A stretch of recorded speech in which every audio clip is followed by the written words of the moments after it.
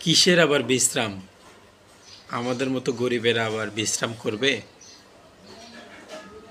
এই কথাটার উক্তিটা কেন এসেছিল বা কেন মানুষ বলে?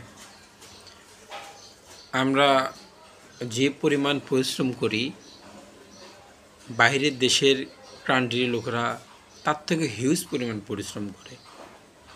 তারা পরিশ্রমের কারণেই তাদের সফলতা আসে। এই জন্য একটা মার্কেটে কাজ করতে গেলে আপনাকে নানান কোয়ালিটি হিসেব করে কাজ করতে হয় এবং পরিশ্রম দিয়ে, মন দিয়ে, মনোযোগ সহকারে আপনার মার্কেটে লেগে থাকতে হয়।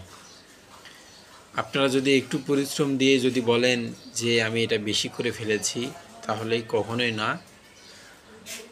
আমাদের সর্বোচ্চটা পরিশ্রম দিতে হবে এবং ভালো রেজাল্ট বের করতে হবে।